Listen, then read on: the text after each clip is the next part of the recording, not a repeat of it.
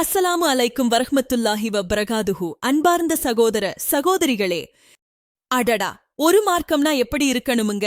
மனிதனை கட்டாயப்படுத்தி கழுத்துல கத்திய வச்சு மதம் மாறுன்னு சொல்லணுமாங்க? அப்படியெல்லாம் எந்த மார்க்கமும் இருக்கவே கூடாதுங்க. ஆனா நம்ம இஸ்லாமிய மார்க்கம் இந்த விஷயத்துல வெளிப்படையா அட போங்கப்பா, இங்க எந்த வற்புறுத்தலும் இல்லீங்க ன்னு தெள்ளத் தெளிவா சொல்லுதுங்க. நம்ம அல் குர்ஆனில் இறைவன் நமக்கு கொடுத்திருக்கிற அற்புதமான வசனங்களை பாருங்க. இம்மார்க்கத்தில் எந்த வற்புறுத்தலும் இல்லை. வழிகேட்டிலிருந்து நேர்வழி தெளிவாகிவிட்டது. அல் குர்ஆன் 2:256. இந்த வசனம் சிம்பிளி சும்மா சொல்லிட்டோ போற வசனம் இல்லிங்க.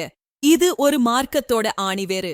அதுக்கு அப்பாலையும் இன்னும் அழகான 2 வசனங்களை இறைவன் நமக்கு கொடுத்திருக்கிறான் பாருங்க. முஹம்மதே, உமது இறைவன் நாடியிருந்தால் பூமியில் உள்ள அனைவரும் ஒட்டுமொத்தமாக நம்பிக்கை கொண்டிருப்பார்கள். நம்பிக்கை கொண்டவர்களாக ஆவதற்காக மக்களை நீர் நிர்பந்திக்கிறீரா? அல்லாஹ்வின் விருப்பமின்றி எவரும் நம்பிக்கை கொள்ள முடியாது. இதை விளங்காதோருக்கு வேதனையை அவன் அளிப்பான். அல் குர்ஆன் 10:99-100. இவ்வுண்மை உங்கள் இறைவனிடமிருந்து உள்ளது என்று முஹம்மதே கூறுவீராக. விரும்பியவர் நம்பட்டும், விரும்பியவர் மறுக்கட்டும். அல் குர்ஆன் 18:29. இந்த 3 வசனங்களுமே இஸ்லாம் மனிதனின் சுதந்திரத்துக்கு எவ்வளவு மதிப்பு கொடுக்குதுங்கிறத பளிச்சுன்னு காட்டுதுங்க. இந்த வசனங்களை ஆழமா ஆராய்ந்து இஸ்லாத்தோட உண்மையான முகத்தை நம்ம மண்ணுக்கே உரிய பாவாரியத்தோட விளக்குதுங்க. வாங்க, என்ன சொல்ல வருதுன்னு பார்ப்போம். இம்மார்க்கத்தில் எந்த வற்புறுத்தலும் இல்லை. வழிகேட்டிலிருந்து நேர்வழி தெளிவாகிவிட்டது. அல் குர்ஆன் 2:256. அப்புறம் என்னங்க இருக்கு இதுல? இந்த வசனம் சொல்லுது பாருங்க, வற்புறுத்தலே இல்லீங்க. இது ஒரு சும்மா சொன்ன வார்த்தை இல்லீங்க. இது ஒரு உலகளாவிய கொள்கை. இங்க வழிகேடு எது, நேர்வழி எதுங்கிறது பால்ல தண்ணி கலந்த மாதிரி இல்லாம தெள்ளத் தெளிவா பிரிச்சு காட்டிருச்சுங்க. ஒரு விஷயத்த நம்ம மனசார ஏத்துக்கிட்டாதான் அதுக்கு மரியாதை. கட்டாயப்படுத்தி ஒரு கடவுளை நம்புன்னு சொன்னா அது எப்படிங்க மனசுக்குள்ள நிக்கும்? இஸ்லாம் ரொம்ப புத்திசாலித்தனமா, எப்பா நீங்க நல்லா யோசிங்க, நாங்க சொன்ன விஷயங்கள் உண்மைன்னு உங்க மனசுக்கு பட்டா ஏத்துக்கங்க, இல்லைன்னா விட்டுடுங்க என்று சொல்லுதுங்க. இதுல என்ன வெக்கமோ, இதுல என்ன கட்டாயமோ ஒண்ணுமே இல்லைங்க. யார் வேணும்னாலும் இஸ்லாத்த பத்தி ஆராய்ச்சி பண்ணலாம், படிக்கலாம், கேள்வி கேட்கலாம். ஒருவேளை அவங்களுக்கு அது உண்மைன்னு தெரிஞ்சா அவங்க விருப்பப்பட்டு ஏத்துக்கலாம், இல்லனா அத பத்தி படிச்சோம் தெரிஞ்சுக்கிட்டோம்னு போயிடலாம். இதுதான் இஸ்லாத்தோட அழகு. இறைவன் நாடியிருந்தால் மக்களை நீர் நிர்பந்திக்கிறீரா? அல் குர்ஆன் 10:99-100. இந்த வசனங்கள் இன்னும் ஆழமா போகுது பாருங்க. அடடா, இறைவன் நினைச்சிருந்தா பூமியில் உள்ளவங்க அம்புட்டு பேரும் ஒரே நேரத்துல நம்பிக்கை கொண்டிருப்பாங்களே அன்னு சொல்லுது. அப்புறம் எதுக்குங்க மனுஷனுக்கு சுதந்திரம்? இந்த கேள்விக்கு அழகிய பதில் இருக்கு பாருங்க. இறைவன் நினைச்சான்னா எல்லாரையும் ரோபோ மாதிரி ஆக்கி ஒரே விசையில இயங்க வச்சிருக்கலாம். அப்ப ஒருத்தன் நல்லது செய்தா அதுக்கு கூலியும் இல்ல, கெட்டது செய்தா அதுக்கு தண்டனையும் இல்ல. ஏன் தெரியுமா? அவன் இஷ்டப்பட்டு செய்யலையே. ஆனா இறைவன் அப்படி செய்யலங்க. ஏன் தெரியுமா?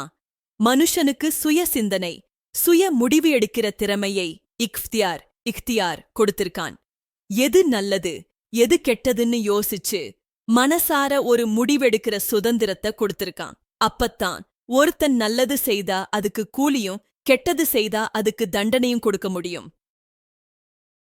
மக்களை நீர் நிர்பந்திக்கிறீரா? முஹம்மது நபி அவர்களிடமே இறைவன் கேள்வி கேட்கிறார் பாருங்க. ஒரு தனி மனிதனுக்கே நிர்பந்திக்கிற உரிமை இல்லைன்னா அப்புறம் எங்க இருந்துங்க ஒரு மார்க்கத்துக்கு வருது? இதுதான் இஸ்லாத்தோட வெளிப்படைத்தன்மை. விரும்பியவர் நம்பட்டும், விரும்பியவர் மறுக்கட்டும்.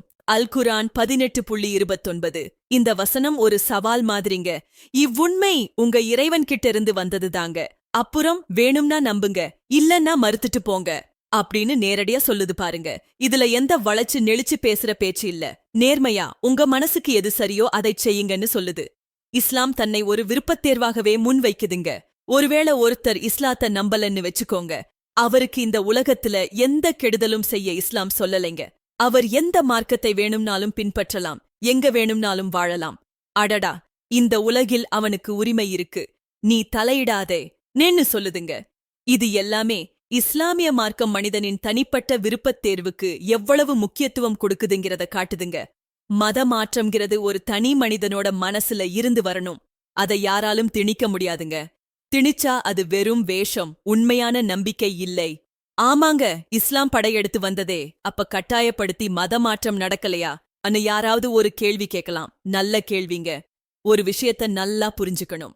இஸ்லாம் படையெடுத்தது ஒரு குறிப்பிட்ட புவியியல் பிரதேசத்துல அமைதிய நிலைநாட்டவும் அநீதியை ஒழிக்கவும் தான். மக்களை கட்டாயப்படுத்தி மதம் மாத்த அது படையெடுக்கலைங்க. இஸ்லாமிய ஆட்சிக்கு கீழே வந்த அத்தனை பேரையும் முஸ்லிம்களா மாத்தலைங்க. யூதர்களும் கிறிஸ்தவர்களும் அவங்க மார்க்கத்தை பின்பற்றிக்க அனுமதிச்சாங்க. அவங்க கிட்ட இருந்து ஜிஸ்யாங்கிற ஒரு அற்ப வரிய வாங்கிக்கிட்டு அவங்களுக்கு முழு பாதுகாப்பு கொடுத்துச்சு இஸ்லாமிய அரசாங்கம். இதுக்கு வரலாற்று ஆதாரங்கள் எக்கச்சக்கமா இருக்குங்க.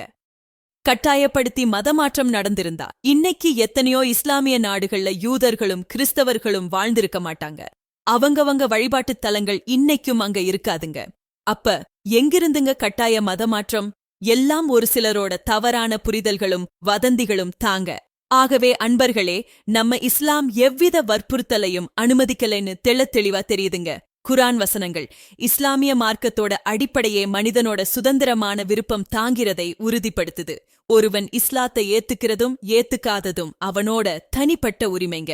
அதுல எந்த கட்டாயமும் இல்லைங்க. இஸ்லாம் அமைதியான அழைப்பு விடுக்குதுங்க. வாப்பா, வந்து பாருப்பா, கேளுப்பா, புரிஞ்சுக்கிட்டா ஏத்துக்க, இல்லன்னா உன் இஷ்டம்டா. இது கிட்டத்தட்ட வாப்பா, வேணும்னா வந்து பாரு, இல்லன்னா உன் இஷ்டம் கூப்பிடுற மாதிரிதான். இஸ்லாத்தின் உண்மையான அமைதியான மனித உரிமைகளை மதிக்கும் முகத்தை உலகிற்கு எடுத்துச் சொல்லுதுங்க.